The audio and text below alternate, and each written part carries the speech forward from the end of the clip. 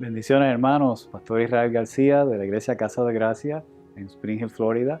De los pastores Manny y Keila Ayala, le damos la bienvenida en esta noche y vamos para el estudio que tenemos preparado. Padre, te damos gracias en el nombre de Jesús y ponemos delante de ti todo lo que vamos a traer en esta noche para tu gloria y para tu honra. En nombre de Jesús, amén y amén. Así que hemos estado estudiando sobre la figura de Jesús y estamos terminando ya el libro. Estamos ya en la última unidad que habla de la pasión, los últimos días de Jesús y las enseñanzas que podemos adquirir de esos últimos días. Capítulo 40 es un capítulo bien profundo y es un tema bien extenso. Vamos a tratar de tocar algunos puntos importantes y quizás es un tema donde en vivo, en la iglesia, pudiéramos expandirlo grandemente. Pero vamos a tratar de ir rapidito y tocar los puntos más importantes. Jesús enfrentando la muerte física. Tema que vamos a ver con algún detalle en esta noche. Y vamos a hablar de la muerte. O sea, vimos allí la imagen de Jesús en el Getsemaní, donde Él va a enfrentar la muerte física.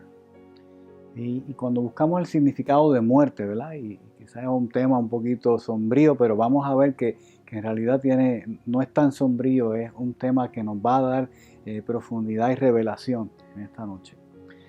Muerte es culminación de los procesos vitales de un organismo, según la definición en Word Reference.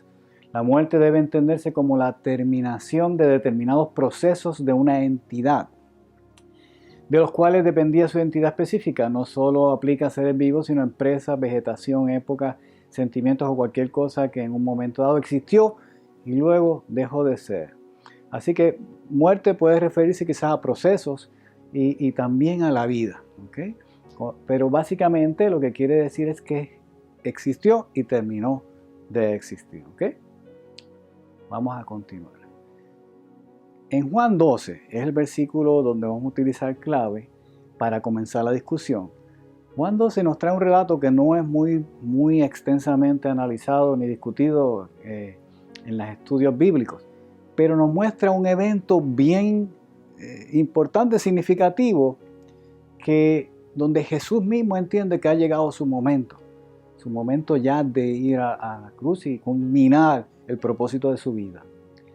Juan 12:20 nos habla que unos griegos buscan a Jesús. No sé si habías leído ese relato anteriormente, pero dice de la siguiente manera: había ciertos griegos entre los que habían subido a adorar en la fiesta de la Pascua. Estos griegos venían y se acercaron a Felipe, algunos de los discípulos, y les rogaron que querían ver a Jesús. Habían ellos un interés de ir a donde Jesús, en cierta manera un interés de adorar, ¿verdad? La figura de Jesús, la cual ellos de alguna manera habían entendido que era importante que lo vieran, ¿ok? Quisiéramos ver a Jesús. Cuando Jesús se entera, les responde a estos griegos de la siguiente manera: ha llegado la hora para que el Hijo del Hombre sea glorificado. Así que de alguna manera Jesús entendió que esa visita de los griegos significaba que había llegado el momento del cierre de su propósito, del cierre de su ministerio, y que ya finalmente iba en camino hacia la culminación del propósito de Dios. Interesante que Él reconoce ese momento donde va a haber una muerte física, cuando vienen los griegos, y que si vemos en analogía, en el nacimiento de Jesús vinieron aquellos sabios, ¿verdad?, de Oriente, vinieron a reconocer al niño que había nacido. Cuando decimos Oriente, sabemos que de Oriente es donde cae el sol. Es significativo que para los judíos el día comienza con la caída del sol, ¿ok? Y en el caso de la muerte de Jesús, Él ve aquí cómo vienen unos adoradores de Occidente, vienen hacia reconocerlo. Occidente habla de que es la luz que empieza durante el amanecer. Así que proféticamente, cuando nace Jesús, ¿okay?, vienen esos sabios del Oriente, donde cae la noche. cae la noche en el oriente, significa que empieza un día, empieza un amanecer, empieza una temporada, empieza un propósito en su vida, donde hay una noche donde está tranquilo todo, pero cuando llega la luz del día empieza el trabajo. Así que esa visita de los griegos, lo que le dice a Jesús, ha comenzado ahora. Ya había comenzado su ministerio, pero ahora se rompe con algo poderoso. Viene la luz del día, si lo vemos proféticamente de esa manera. Esa visita de los griegos significó para él proféticamente que se rompía finalmente y vencía sobre el pecado. Los griegos buscan a Jesús. Lo otro que vamos a ver es que la palabra que él les da a estos griegos dice: de cierto os digo, que si el grano de trigo no cae en la tierra y muere, queda solo, pero si muere, lleva mucho fruto. Así que él hace dos cosas. Primero dice, llegó mi momento, y luego le trae una analogía del ciclo del grano, ¿verdad?, que cae a tierra. Y cuando nos preguntamos por qué trae esa analogía, podemos ver que la analogía, ¿verdad?, de Juan se refiere al grano que cae en tierra y que es sembrado, y el ciclo de la fertilización, ¿verdad?, y de crecimiento de las plantas, de la cebada y del trigo, donde si esa semilla no cae, no fructifica hacia más, hablándole a ellos de él mismo. Pero le estaba hablando a esos griegos, y le estaba hablando inclusive a sus discípulos de unos términos que ellos entendían bastante bien. Porque recuerden que en Grecia fue la cuna de la filosofía, y había una filosofía sobre que la vida se trataba de ciclos que empezaban y terminaban, y que había una terminación y entonces traía un principio. Y vamos a ver cómo esa filosofía tendía a ir en contra del plan de Dios para nosotros. Vamos a profundizar un poquito más. La filosofía de los círculos todavía la vemos en nuestro mundo, y es que parte de nuestra existencia sabemos que hay unos ciclos, pero es importante que empecemos a analizar esos ciclos. Esa filosofía se refiere al concepto circular de la vida, la historia o los acontecimientos. La historia entonces no se ve como algo lineal, sino algo como que se repite, un ciclo. Una vez cumplido un ciclo de hechos, vuelven a ocurrir, se repiten, y hay eternamente esos ciclos, esas circunstancias, y se van siendo como una repetición. Ese pensamiento que existía en aquella época de los filósofos griegos, y que había inclusive arropado el pueblo judío, de ese pensamiento surgen muchas cosas, y surge también el pensamiento de la reencarnación, que promulgan que hay una reencarnación, que hay un final, pero que hay una reencarnación. Otros decían, mira, no, al terminar el ciclo se acabó todo, no hay más vida, esto es lo que hay, nuestra vida existencial, y al terminar ese ciclo se acabó, hasta ahí llegamos. Así que vemos dos extremos, uno de la reencarnación y otros que dicen se acabó, no hay más vida. Por ejemplo, los judíos mismos creían que cada 50 años había un festival de jubileo. Ellos tenían también sus otras fiestas, hacían unos ciclos todos los años donde celebraban sus fiestas. Y claro, vemos que en la vida natural esto es algo, una ley establecida dentro del mundo natural, pero vamos a ver que es muy diferente en el reino de Dios y en el plan de Dios. Por ejemplo, vamos a ver los ciclos económicos. En el sistema capitalista vemos que hay unos auges, crisis, recesión, depresión, recuperación. Y vemos que los economistas entran en unos ciclos para entender lo que sucede o tratar de entender lo que sucede en las economías. De cierta manera, ¿verdad?, pues le da un entendimiento. El ciclo del agua, por dar otro ejemplo. En el ciclo del agua vemos que naturalmente el agua, ¿verdad?, se evapora, se condensa, viene entonces la precipitación de las nubes, vuelve a caer en el suelo, ya sea en los lagos, vienen las correntías, van hacia el mar y vuelve un ciclo. No sabemos dónde empieza, dónde termina, ¿verdad? Pero es un ciclo que se repite indefinidamente. Así que vemos en lo natural, y vemos que el hombre ha adoptado eso para muchos de sus funcionamientos sociales. Pero eso no va exactamente con lo que es el orden en el ámbito espiritual y del reino. Vemos el ciclo de la vida. Así que ahí vemos entonces cómo entramos en que pues nacemos, crecemos, nos casamos, los que se casen, ¿verdad? Se reproducen, envejecemos y morimos. Para algunos pues es un ciclo que termina ahí. Para otros es un ciclo que al morir vuelve a repetir. Pero volvemos a entrar en la misma filosofía de los ciclos. Y en donde en esos ciclos nos da cierta explicación. Y es cierto que hay un proceso en nuestra vida, pero es mucho más complicado que simplemente verlo a nivel de un ciclo. En el hinduismo, en los mismos griegos y aún en los indios cheyennes en los estados aquí en América, vemos la influencia de esos ciclos, que los vemos en la naturaleza porque, mis hermanos, el día nace y muere, ¿verdad? Amanece y cae la noche, todos los días. Así que vemos a través de la naturaleza un ciclo. Pero eso no significa, y ahí es donde entramos, que eso es exactamente lo que aplica en el reino de Dios. Es un orden y es una ley para nuestra vida natural. Pero vamos a ver cómo nos afecta y cómo Jesús rompe con eso cuando Él enfrenta la muerte y empieza a traer y a culminar su mensaje de vida. Así que no, quiero que vayamos ambientando. Estamos haciendo este background de los ciclos, pero estamos llegando hacia el punto, ¿ok? Esta mentalidad de los ciclos nos lleva a cierta seguridad, ¿verdad? En el ámbito positivo de cómo podemos predecir eventos. Quizás hasta en los huracanes vemos unos ciclos, ¿verdad? Unas cosas que se repiten.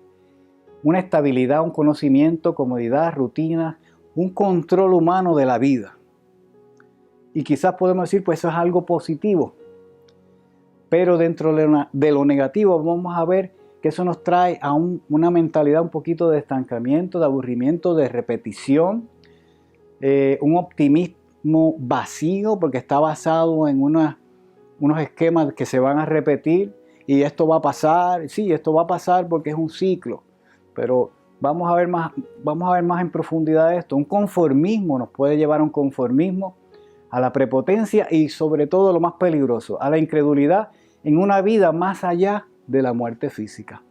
Porque entonces entendemos que todo tiene un principio y un fin y nuestra vida no va más allá. Contra eso estaba batallando Jesús, no solo en la mentalidad de los griegos, de la gente gentil, sino aún del propio pueblo judío.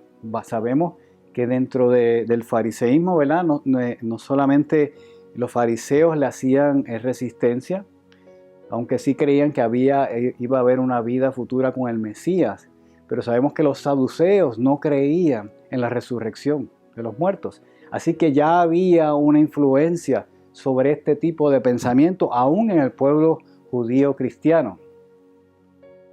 El mensaje de Cristo dice que de tal manera amó Dios al mundo que ha dado su Hijo unigénito para que todo aquel que en Él cree no se pierda, mas tenga vida eterna. Cuando el Señor está hablando de esta manera, eso de vida eterna choca completamente contra todas estas pensamientos y filosofías. Y aún a esos discípulos se les hacía un poquito difícil entender. Y cuando Jesús menciona que va a resucitar a ellos, como que se les hace un poquito difícil ver el mensaje que Jesús está trayendo. Porque realmente lo que Jesús representa y está trayendo es la visión del plan de Dios, que es un plan lineal para el hombre, no un plan circular. En el reino de Dios, desde la creación, la cruz, a juicio final, hay vida eterna y es un plan lineal. No es algo que se repite, es algo que está establecido.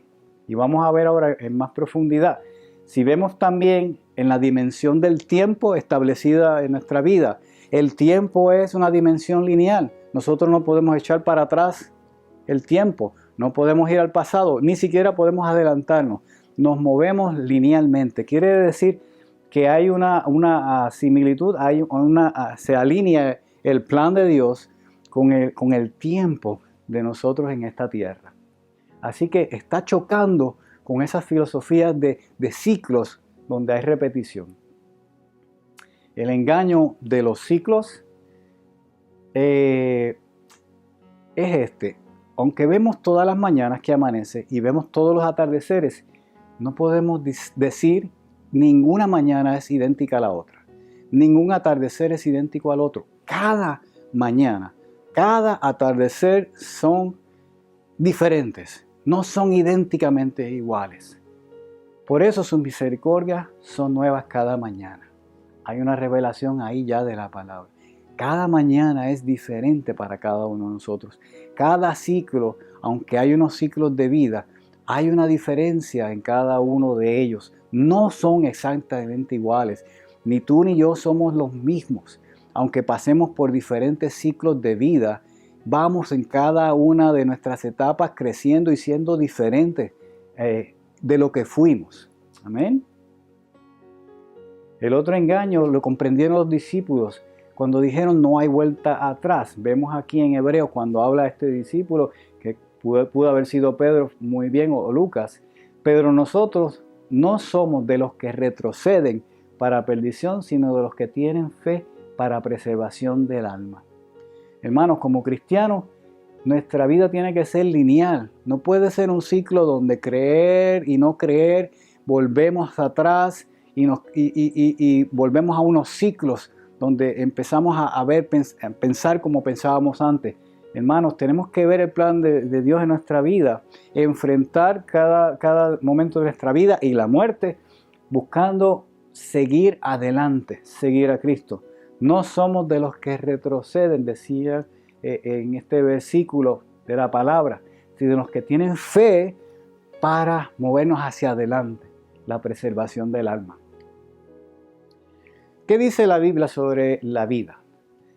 Juan 11, 25, 26 dice, le dijo Jesús, yo soy la resurrección y la vida. El que cree en mí, aunque esté muerto, vivirá. Y todo aquel que vive y cree en mí no morirá eternamente. ¿Crees esto? ¿Creemos esto? Filipenses 1, 21, porque a mí el vivir es Cristo y el morir es ganancia, decía el apóstol Pablo. Así que ya él había entendido ya que había algo más allá de simplemente la existencia de nuestra vida terrenal. Primera de Corintios 15, 22, porque así como en Adán todos mueren, también en Cristo todos serán vivificados. Así que el mensaje del Evangelio está trayendo un mensaje lineal, donde nuestra vida se mueve en una dirección establecida por el plan de Dios para nosotros. El plan lineal de Dios en Jesús para la humanidad era que Él iba a nacer, iba a morir en su muerte natural, carnal, pero iba a resucitar al tercer día. Iba a ganar la salvación y la vida eterna para la humanidad creyente, venciendo sobre el pecado y la muerte. Eso es un plan lineal, eso no es un plan cíclico. Su sacrificio nos limpia de todo pecado de una vez y para siempre. Jesucristo murió una sola vez y no va a volver a morir. No es un plan cíclico, no es un ciclo de vida. Él muere, abre la puerta para la vida eterna y lo hace una vez y para siempre. Y así mismo tiene que ser en nuestra vida, una vez y para siempre. Hermano, por eso te quiero presentar que la manera en que el Evangelio, el plan de Dios se mueve en nuestra vida es lineal y que no nos podemos envolver en los ciclos, ¿verdad?, en las rutinas de esta vida, porque podemos perder esa perspectiva y caemos en los errores, ¿verdad?, que a veces este pensamiento nos puede traer. Lucas 22, vamos a tocar ahora el tema de Jesús y el tema es bien amplio, así que estamos tratando de tocar algunos puntos más importantes. Vamos a ver a Jesús como hombre en Getsemaní, orando y diciéndole al Padre, si quieres, pasa de mí esta copa, pero no se haga mi voluntad, sino la tuya. Dice que en aquel momento apareció un ángel para fortalecerle. Y estando en agonía, que agonía es en ese proceso de muerte, oraba más intensamente y era su sudor como grandes gotas de sangre que caían hasta la tierra. Vamos a ver este aspecto de cómo Jesús enfrenta a la muerte como hombre, como ser humano. Humanamente, Él está viendo ahí, está sintiendo temor, temblor, está sudando. Posiblemente hay dolor en su pecho, humanamente hablando, físicamente hablando. Y son las reacciones normales que podemos tener cada uno de nosotros ante una amenaza de muerte. Y más Jesús reconociendo el tipo de muerte que iba a tener, no una muerte natural, sino una muerte donde lo iban a crucificar. Pero vamos a ver entonces la parte espiritual. Vemos en ese Getsemaní que la oración, la adoración y esa entrega total a la voluntad de Dios y a su propósito trae en él paz. Y no solo paz, viene aquel ángel y lo conforta y le da fortaleza. Entonces, ¿cómo él enfrenta la muerte?